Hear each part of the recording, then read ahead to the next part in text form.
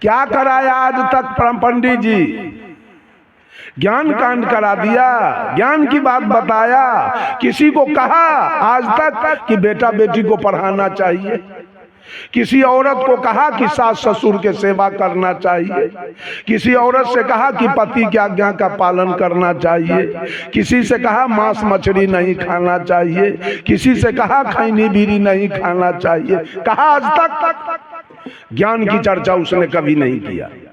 वो कर्म की बात बताएगा, अपने स्वार्थ की।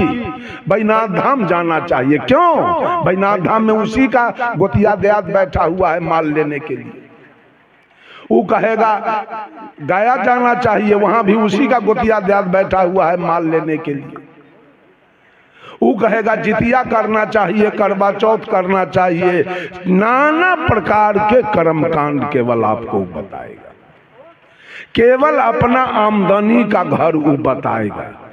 इसी में सारे लोग जा करके उलझे हुए हैं, वेद को मानते हैं। और साहब कबीर ने कहा वेद पशु, वेद के मानने वाला एक भी मानव नहीं है, सब कुत्ता बानर। वेद के मानने वाले पशु हैं, वो मानव नहीं है। बोलिए सब आदमी, एक आदमी बोलिए वेद किसने लिखा? वेद कौन लिखा है? वेद का बात हम क्यों मान लें? वेद की बात को हम क्यों माने?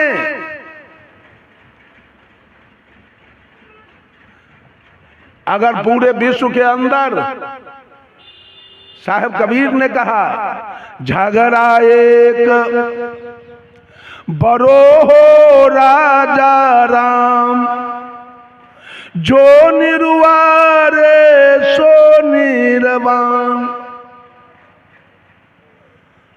ब्रह्म बरागी जहां से आया, वेद बरागी जिन उपजाया, ई मन बरा कि जही मन माना,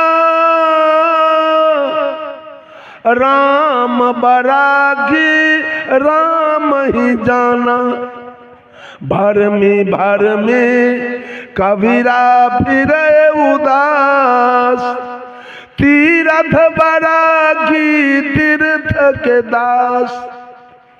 साहब कबीर कहते हैं दुनिया के लोग झगड़ा एक बरो हो राजा राम। सदगुरु कबीर ने राजा किसको कहा? इस धरती तल पर सबसे श्रेष्ठ प्राणी कौन है? मानव। मानव को सदगुरु कबीर ने राजा कह के पुकारा है। सारा अधिकार तुम्हारे हाथ में है, इसलिए मनुष्य को कबीर साहब ने राजा कहा। 4 प्रकार के जीव धरती तल पर निवास करते हैं।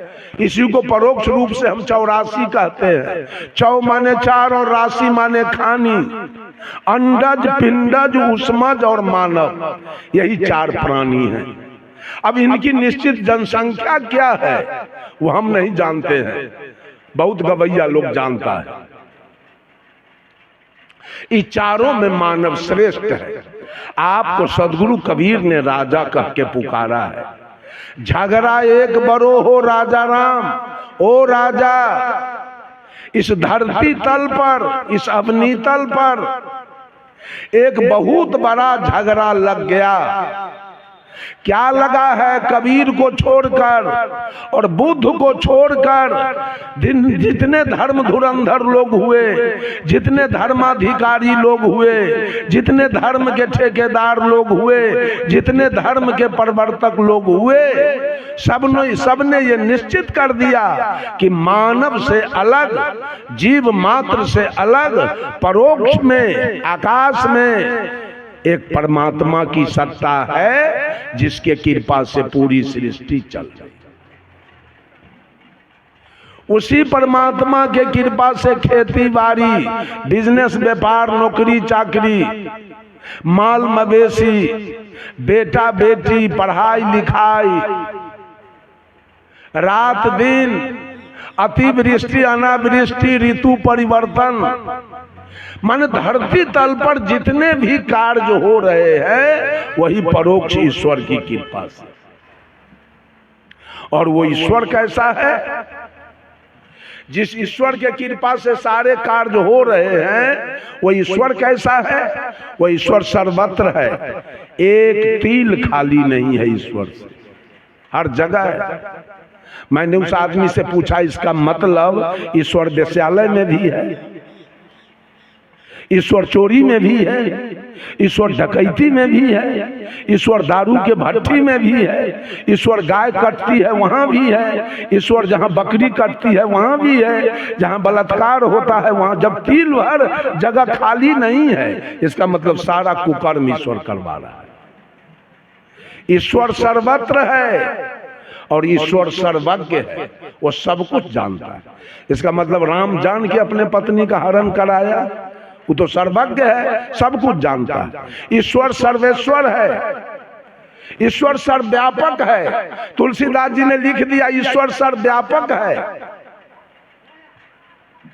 व्यापक माने क्या होता है?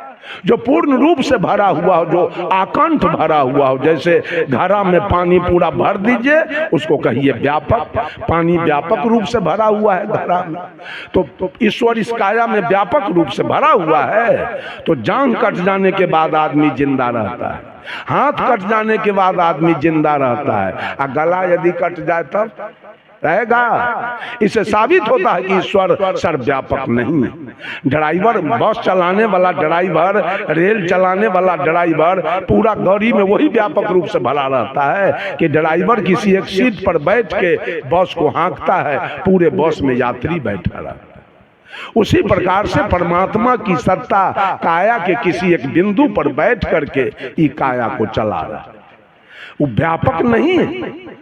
परमात्मा सर्वत्र नहीं है, परमात्मा सर्वज्ञ नहीं है, परमात्मा सर्वेश्वर नहीं है, परमात्मा सर्वव्यापक नहीं है, परमात्मा सर्वगुण संपन्न नहीं है, परमात्मा सर्वशक्तिमान नहीं है, परमात्मा सर्वांतर्यामी नहीं है, परमात्मा सार्वभौम सत्ता संपन्न नहीं है। ये गद्दार लोगों ने इस बात को बोला है। परमात्मा कहीं बाहर में है ही नहीं, तो सर्वशक्तिमान कैसे होगा?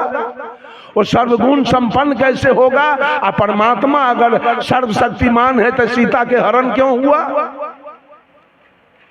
परमात्मा जब सर्वशक्तिमान है तो 16वीं शताब्दी में मोहम्मद गजनी जब सोमनाथ के मंदिर पर चढ़ाई किया, वहां के लोगों ने पंडा पुजारी से कहा कि तैयार हो जाइए, मोहम्मद गजनी आ रहा है लूटने के लिए। परमात्मा, वो पंडा पुजारी कहा कि आप चुप हो जाइए, परमात्मा में उतना शक्ति है कि मोहम्मद गजनी से फरियाद लेगा। परिणाम हुआ कि पूरा देवी देवता दुर्गा काली के नाक कान चीर के सब सोना चांदी निकाल के मोहम्मद गजनी चला गया और परमात्मा आपका देखता रह गया। जब 1392 ईस्वी में तैमूर लंग 99,000 सेना लेकर आया और दिल्ली के लाल किला पर चढ़ाई किया।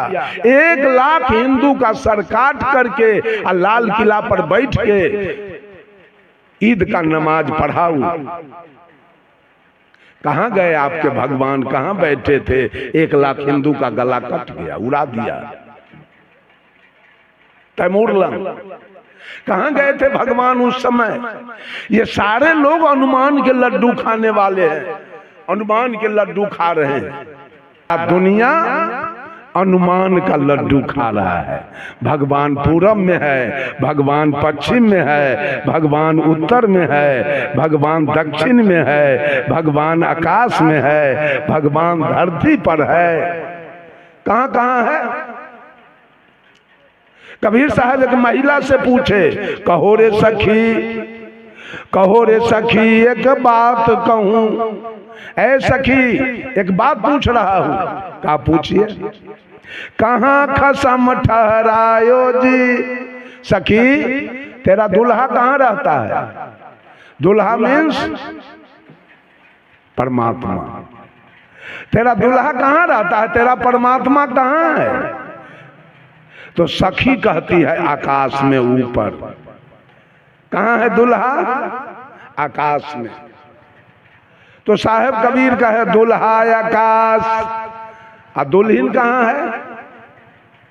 दुल्हा आकाश में है, दुल्हन कहाँ है? दुल्हा आकाश पताल में, दुल्हन कैसे कछो मेटायो जी। दुल्हा हो पंजाब में और दुल्हन हो कैथोलिया में, क्या वो बाल बच्चा होगा?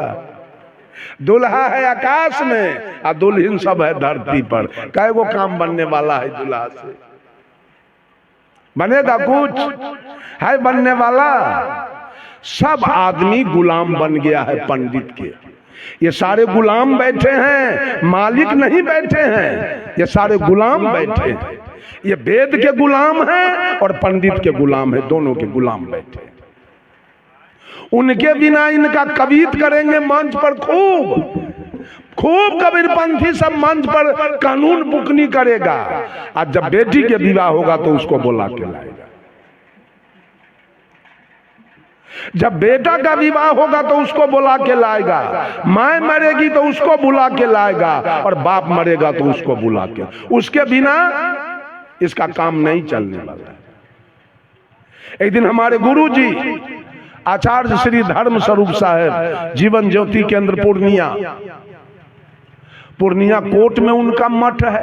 वहां एक्सप्रेस गाड़ी पहले नहीं रुकती थी, अब तो रुक रही है। वहीं से खुलती है आपको जनहित पूर्णिया कोट से, जहां साहब गुरु जी का मठ है, वहीं से खुलती है आपको ये जनसेवा।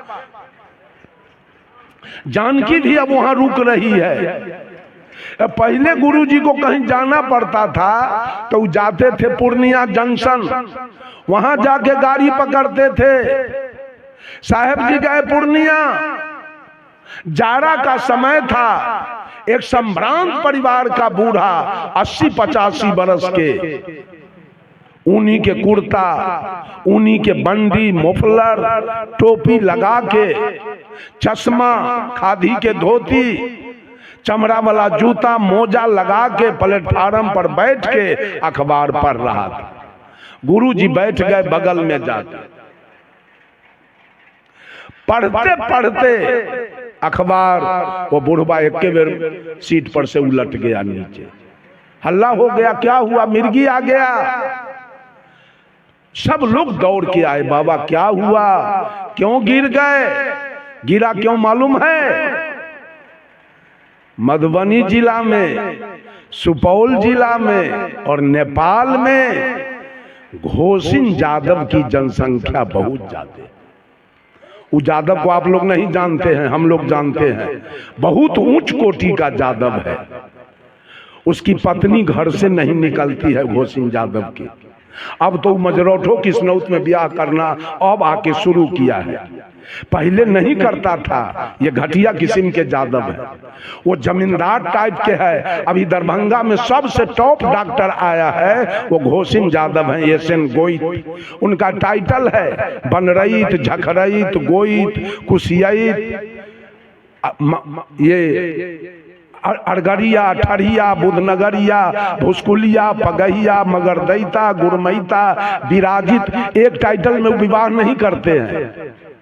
अब बड़े बड़े उनके घर में इंजीनियर, डॉक्टर, कलेक्टर, प्रोफेसर, एक जोगिंदर गुरमैता है आपको यहाँ सुपौल जिला में। अभी 350 बीघा जमीन उनके पास जोगिंदर गुरमैता के पास है। अभी एक है मनोज की विनोद, घोषिन यादव है। उसको जब दलान बनाते हम देखे तो हमको बुझाया कि आधा किलोमीटर में पक्का का दलान बना रहा है। हम कि इतना लंबा क्यों बनाते हैं जी? कहा 350 बीघा मकई है, उसका भुट्टा कहाँ रखाएगा? इसी में रखा है। इतने धनी लोग हैं यादव लोग। वो अखबार में लिखा हुआ था कि फलाने अरगरिया का बेटा यूपीएससी कंप्लीट कर गया, वो आईएएस हो गया, कलेक्टर। ये सुन के वो बुढ़वा बेंच पर से उलट गया, इसलिए कि वो ब्राह्मण था। देखा कि यादव का बेटा यूपीएससी पास कर गया, कलेक्टर हो गया। इस दुख से उलट गया वो बेंच पर से नीचे। अब उसको ही ग्वार बिलार सब खूर पूजने के लिए बुला के लाता। कि हमारा बाप के तन स्वर्ग भेज दीजिए, हमारा बाप के तन सतलोक भेज दीजिए। अरे उसको बस चले तो आपके बाप को 80 कुंड नरक में भेज देगा, ग्वार के सतलोक भेजेगा। इतना बुर्बक है वो।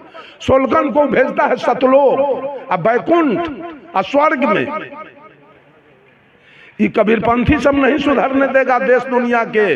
बाम से भला सुधार देगा, लेकिन कबीरपंथी से नहीं सुधरने वाला। मैं जाता हूं बाम सेफ के कार्यक्रम में, बराबर भागी लेता हूं बाम सेफ में, हर जगह जा जा करके। वो सुधार देगा देश को, लेकिन कबीरपंथी अपना लोभ के चलते नहीं सुधारने देगा कबीर मत को कभी। बंधुओं, मेरा समय तो कुछ बेसी हो गया होगा ना, 5 मिनट बेसी हुआ है। अच्छा, रात में फिर होगा समय। अभी मन संचालक के मर्यादा का रक्षा कीजिए, पालन कीजिए। बंधुओं, कभी ऐसा नहीं होने वाला का श्राद्ध हो, पिता का श्राद्ध हो तो संत को बुला के लाइए। जो संत न बीड़ी पीते हैं, न खैनी खाते हैं, न सिगरेट पीते हैं, न गांजा पीते हैं, न मांस खाते हैं, न मछली खाते हैं, न तारी पीते हैं, न दारू पीते हैं, न चोरी करते हैं, न दलाली करते हैं, न मिलावटबाजी करते हैं, उससे आपका कल्याण होगा कि मछली खाने वालों से। जितने सोलकन समाज है, जादव हो, कोयरी हो, कुर्मी हो, कानू हो, कलवार हो, तेली हो, लोहार हो, हजाम हो, बरहई हो, या पासवान हो, या राम हो, सब के बेटा के बियाह में अरवा चावल और शक्कर के डाला जाता है ना, मिठा के। अमीर है तो मिश्रियों ले जाता है, लेकिन पता कर लीजिएगा ब्राह्मण के बेटा के बियाह में रोहू मछली के डाला जाता है। उसको ही कबीरपंथी बुला के लाता है, बुझ गए? उसको ही कबीरपंथी बुला के लाता है। सोलकन के बेटी के बियाह में क्या बरियतिया को मिलता है भोजन मालूम है? ललका उजर का बुनिया जिलेबी। लेकिन बाभन के बेटी के में जब तक खांसी न कटाएगा और रजपूत में खांसी न कटाएगा तब तक बियाह होने वाला है। वो आपको उद्धार करेगा। अभी दुर्गा जी के सामने पंडित लोग अरबों खरब बकरा कटवा दिया है, अभी कटवाया है। साहब कबीर ने कहा सुगई पापी को प्रणाम करता है, डोम मिले तो उसको प्रणाम कर लीजिए, डोम के गले में कंठी है तो उसको साहेब बंदगी कीजिए, लेकिन इसको मत प्रणाम पंडित जी कहिए। आशीर्वाद देते देते जजमान को धरती पकड़ा दिया। अपना बेटा के इंजीनियर बनाया, डॉक्टर बनाया, प्रोफेसर बनाया, कलेक्टर बनाया। आज जादव के बेटा से हौर जोतवाया, भैंसी चरवाया। आशीर्वाद देके चरवाहा बना दिया, हरवाहा बना दिया, घसवाहा बना दिया। आशीर्वाद देते थे। एक जादव जी थे, और आश्विन का यही महीना था, तर्पण होता है ना, तर्पण। तो जादव जी अमीर भी थे और बदमाश भी थे, नेता टाइप के। उन्हीं के यहाँ तर्पण कराने गए पंडित जी। और जादव जी के घर से 1/2 किलोमीटर जब बचा तो झोरा में हाथ दिए तो कुछ तो है ये नहीं। अब क्या होगा? पंडित जी सोचे वो तो जादव जी बिना हमारा गाल फुलैले छोड़ेगा नहीं, आ कूस है नहीं, आई 3-4 किलोमीटर के जाएगा अब कूस लाने।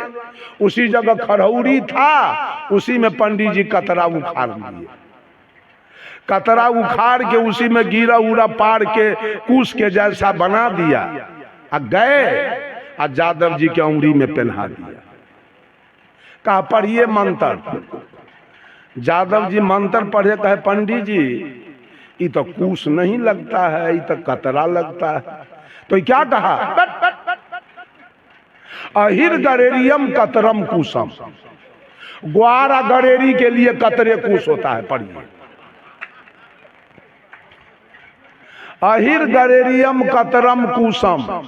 बेचारा जादव जी को मालूम नहीं था, पढ़ लिया अहिर गरेरियम कतरम कूसम। पढ़ लेने के बाद पंडित जी कहे अब हमको दक्षिणा दीजिए, दूसरा आदमी के यहाँ जाएंगे तर्पण कराने। तो जादव जी कहे पंडित जी अभी तो पैसा नहीं है। अरे तो कुछ औने पानी दे दीजिए। जादव जी तराजू लिए, अब बेरी में से दोनों तराजू के पल्ला पर 5-5 किलो गेहूं के भूसा लेकर के लीजिए। तो पंडित जी कहा ये बाओ जजमान ये भूसा कहीं दक्षिणा हुआ है। तो जादव जी कहे पंडित जी अहिर गरेरियम कतरम कुसम, तो दक्षिणा में पल्लम भूसम। बढ़ के बोलिएगा तो दोनों गाल फुला देंगे। जब भूसा दक्षिणा नहीं होता है तो कतरा कुश कैसे हो जाएगा? हो सकता है? बंधुओं उलट गया वो आदमी, मंच पर बेंच पर से उलट गया, सारे लोग पकड़े उसको, मुंह कान धो दिया, तब जाके वो सही हुआ। इस पर विचार किया जाए। कर्मकांड से सब आदमी भागिए। माता पिता के कर्मकांड के लिए, श्राद्ध के लिए कोई आदमी जमीन मत बेचिए, गाय भैंसी मत बेचिए, मृतक भोज खाने का व्यवस्था धीरे धीरे कम कीजिए। खर्च करना है तो बेटी के ब्याह में खर्च कीजिए, खर्च करना है तो घर बनाने में खर्च कीजिए, खर्च करना है तो बेटा के पढ़ाने में खर्च कीजिए, खर्च करना है तो बेटी के पढ़ाने में खर्च कीजिए, खर्च करना है तो जमीन खरीदने में खर्च कीजिए, खर्च करना है तो गाड़ी घोड़ा खरीदने में खर्च कीजिए। लेकिन माए बाप के श्राद्ध में खर्चा बंद कीजिए। ये खर्च नाजायज खर्च है। ये पंडित जी अपना स्वार्थ में खर्च करवा रहा है सारा, और लूट के ले जा रहा है अपने घर।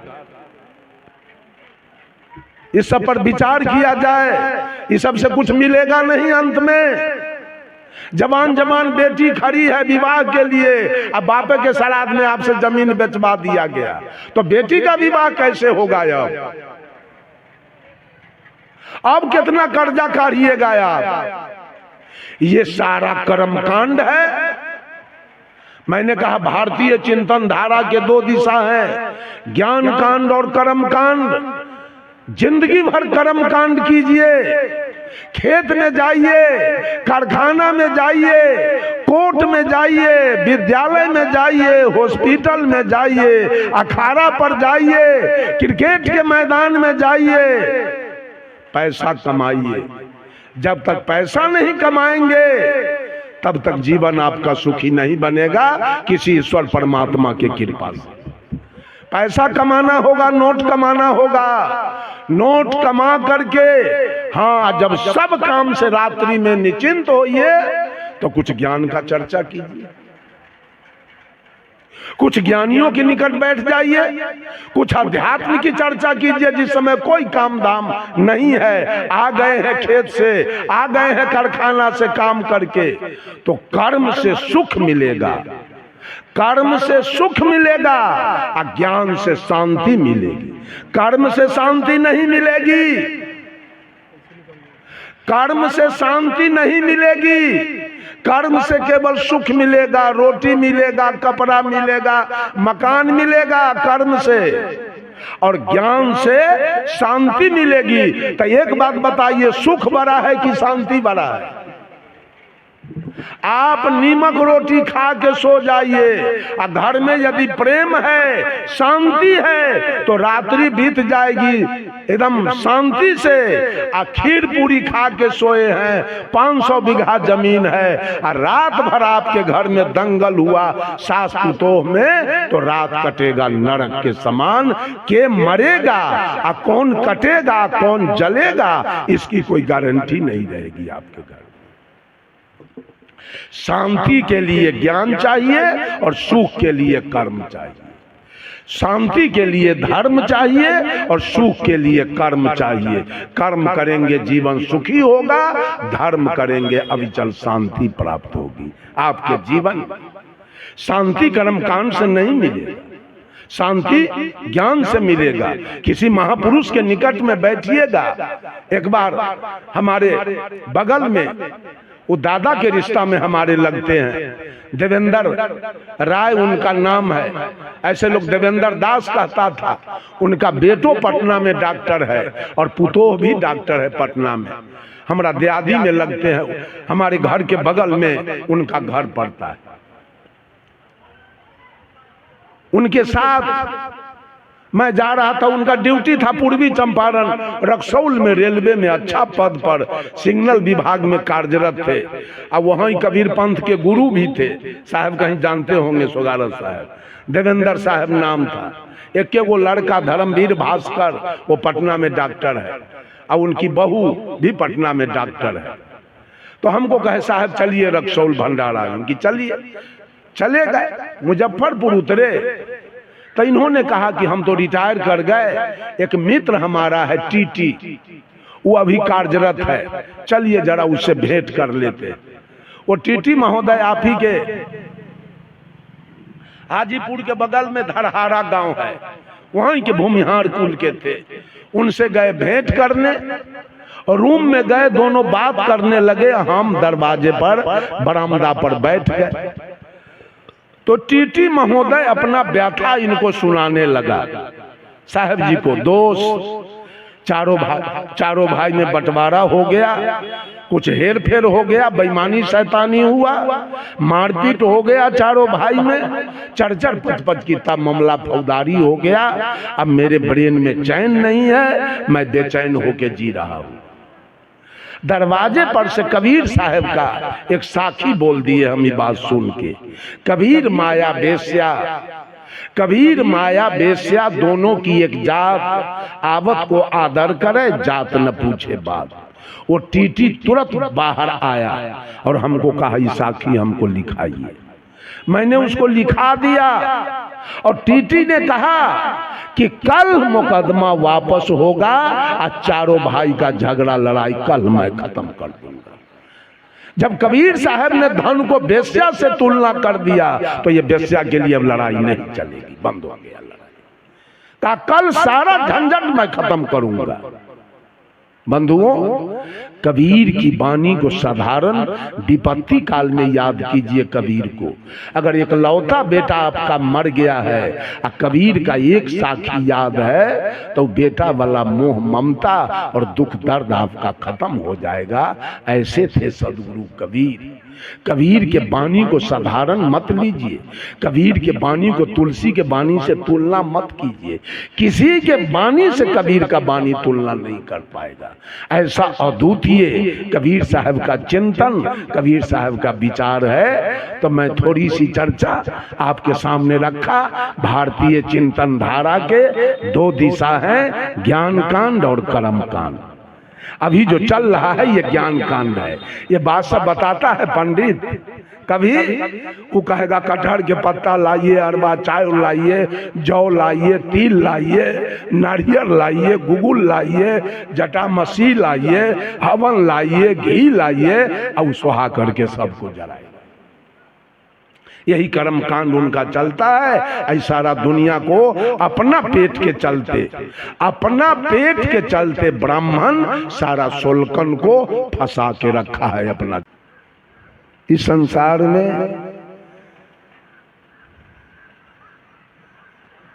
संसार में मानव जीवन की दो दिशा है। एक है ज्ञान कांड और दूसरा है कर्म कांड। ज्ञान मनुष्य को सत्संग से प्राप्त होता है। ज्ञान मनुष्य को सच्चे सद्गुरु से मिलता है। ज्ञान मनुष्य को सुंदर वातावरण से मिलता है। और कर्म कांड जितने हैं, चाहे वो बेटी का विवाह हो, चाहे बेटा का विवाह हो, चाहे बेटा का मुंडन हो, चाहे जनेऊ हो, चाहे पिता का श्राद्ध हो, चाहे माता का श्राद्ध हो, चाहे घर का नींव हो, चाहे घर का उद्घाटन हो, चाहे वैद्यनाथ, जगन्नाथ, भूतनाथ, केदारनाथ हो, चाहे गंगा, जमुना, कमला, जमंगला हो, चाहे जितिया करवा चौथ कर्मा धर्मा तीज हो, चाहे छठ चकचंदा होली दिवाली हो, चाहे महाविष्णु जग महारुद्र जग सतचंडी जग अठजाम चौपहरा हो, चाहे रामायण महाभारत गीता सुख सागर वेद पुराण स्मृति उपनिषद हो, ये सारे कर्म कांड है। दुर्भाग्य है कि आज कबीरपंथी ज्ञान मार्गी होने के बाद भी कर्मकांड में लगा हुआ है। ये भी ब्राह्मण को बुला के लाते हैं। साहब कबीर ने कहा 100 वर्षा भक्ति करे और एक दिन पूजे आन, सो अपराधी आत्मा परे नरक के खान। औरत सब दिन पति के साथ हो और एक दिन के लिए अगर यार के संपर्क में गई तो पतिव्रता रहा कि गया, चला गया ना। ये जितना मैंने नाम गिनाया, दुर्गा पूजा, काली पूजा, सरस्वती पूजा, विश्वकर्मा पूजा, सत्यनारायण पूजा, जितना सोखा के पूजा, कारी के पूजा, गणिनाथ के पूजा, फेकू दयाराम के पूजा, अमर सिंह के पूजा, जितना पूजा बताया, ये सारा कर्म कांड बाभन के ब्रेन से निकला है। बाभन हौर जोतेगा, कोदारी चलाएगा, मजदूरी करेगा, वो अपना पेट चलने के लिए इतना जाल बून के तैयार किया, सोलकन के गला में पहना दिया है। तुम माला जपते रहो, हम माल फंसाते रहेंगे जिंदगी भर। यही तो धंधा चल रहा है, यही धंधा चल रहा है। किसी का हिम्मत है तो बतावे कि कोई बाभन के गांव में दुर्गा पूजा अभी देखा हो। बाभन दुर्गा पूजा नहीं करता है, बाभन सोलकन से करवाता है। बाभन सरस्वती पूजा नहीं करता है, वो सोलकन से करवाता है। कोई बाभनी रजपूतनी के माथा में जट्टा नहीं फूटा है आज तक। कोई कहे तो बाभनी रजपूतनी भक्ति नहीं बनी, हाथ में छड़ी देखा, लेकिन इस सोलकन के औरत सब हाजीपुर में बेत ले कूदती है गंगा में।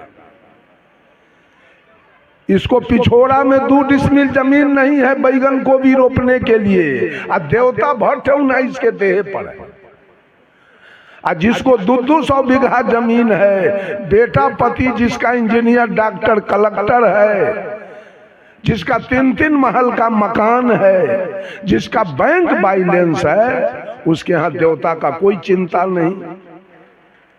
ये जादव में भगत होता है भुइयां के, भुइहार में भगत देखे, रजपूत में भगता देखे हैं, कायस्थ में भगता देखे हैं, जादव में भगता होता है। एकरा देह पर खाली देवते रहता है। सोलकन में कारी के भगत होता है और सोखा के भगत, गणिनाथ के भगत, फेकू दयाराम के भगत। भुइहार में भगत नहीं होता है, रजपूत में भगत नहीं होता है, वो इंजीनियर होता है, डॉक्टर और कलेक्टर। भुइहार राजपूत ब्राह्मण की पत्नी शिव चर्चा नहीं करती है, ये सोलकन की पत्नी करती है शिव चर्चा। भुइहार राजपूत ब्राह्मण के बेटी सर पर कलसा नहीं ढोती है, ये सोलकन के बेटी से कलसा ले बउआल घूमती है गाँवे गाँव। हरिंद्रानंद कौन था? हम बराबर मधेपुरा रहते हैं, मधेपुरा में मैंने मठ भी बना लिया है, वहीं रहूंगा। मधेपुरा में एसडीओ था, एसडीओ हरिंद्रानंद जाति का ब्राह्मण है।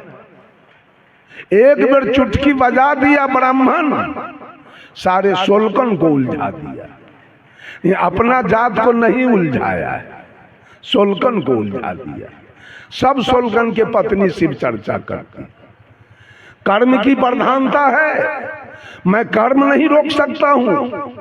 सारे लोग खेती कीजिए, कर्म नहीं करेंगे तो भोजन कहाँ से मिलेगा, कपड़ा कहाँ से मिलेगा, बेटा बेटी का पढ़ाई कैसे होगा, माँ बाप का सेवा कैसे होगा, खेत कैसे खरीदाएगा, मकान कैसे बनेगा, माँ बाप का सेवा कैसे होगा, गाड़ी घोड़ा कैसे खरीदाएगा।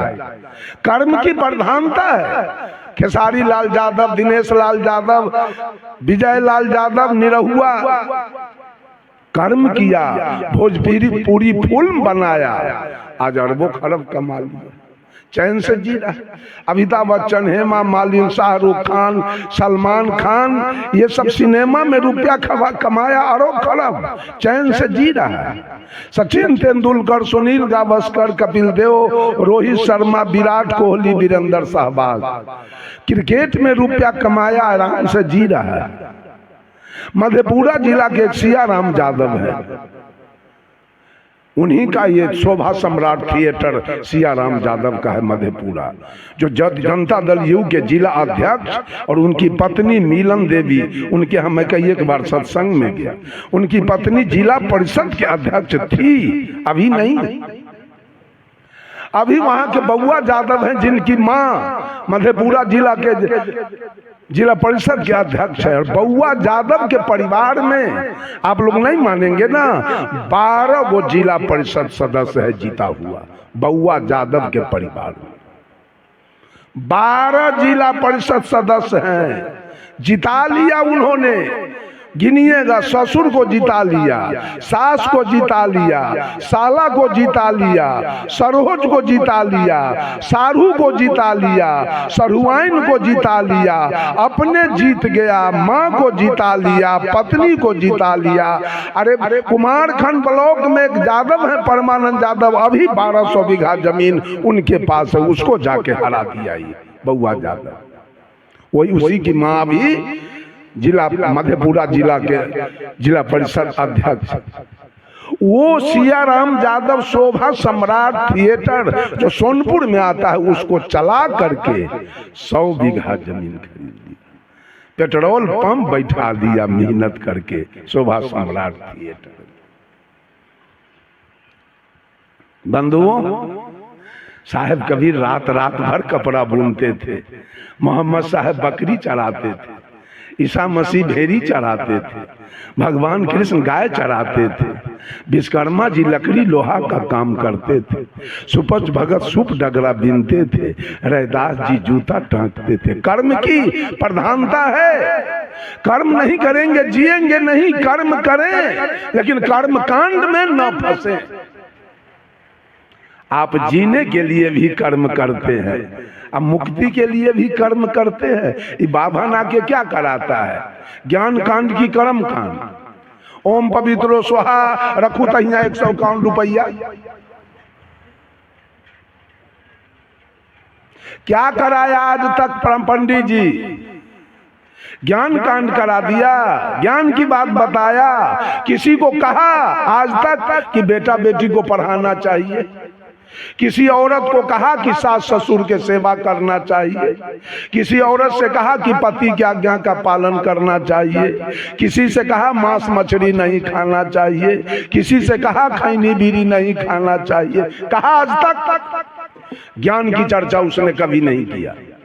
वो कर्म की बात बताएगा अपने स्वार्थ की, बैनाथ धाम जाना चाहिए, क्यों बैनाथ धाम में उसी का गोतिया देहात बैठा हुआ है माल लेने के लिए, वो कहेगा गया जाना चाहिए, वहां भी उसी का गोतिया देहात बैठा हुआ है माल लेने के लिए, वो कहेगा जितिया करना चाहिए, करवा चौथ करना चाहिए, नाना प्रकार के कर्म कांड केवल आपको बताएगा, केवल अपना आमदनी का घर वो बताएगा।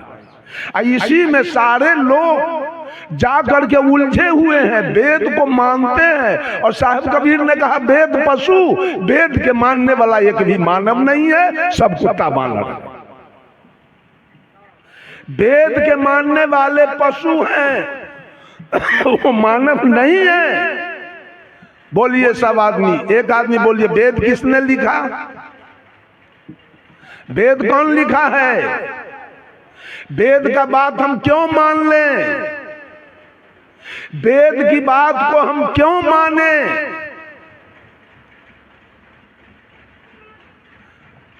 अगर पूरे विश्व के अंदर, साहब कबीर ने कहा, झगड़ा एक बरो हो राजा राम, जो निर्वारे सो निर्वाण। ब्रह्म बरागी जहां मां से आया, वेद बरागी जिन उपजाया।